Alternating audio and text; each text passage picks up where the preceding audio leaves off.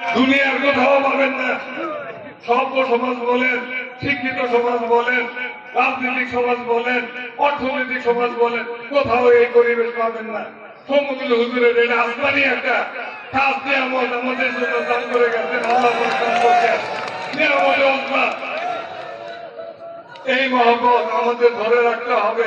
এটা আমাদের বিশেষ চিহ্ন, এটা আমাদের চূড়ান্ত চিহ্ন।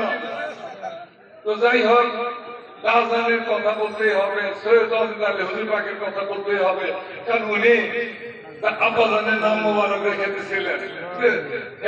হে ইউনুস, তোমার এরপরে আরেকজন পুত্র সন্তান আসতেছে, তার নাম রাখবার খাওয়া সাইফুদ্দিন। তিনি আল্লাহর অধিক প্রিয় এবং নৈকট্য ধন্য।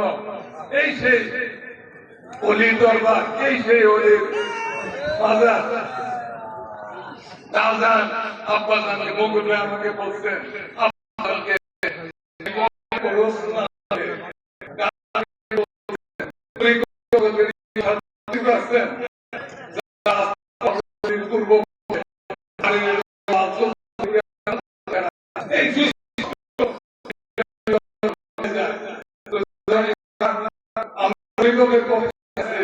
এটা কোনো দিনের আমি আপনাদের কাছে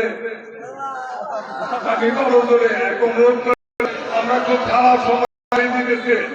আপনারা তরিকতের সব প্রতিভা গুলো করবেন, এটা পারা যায়। আমি মিসকিন যদি পারিতে আপনারা পারবেন না কেন?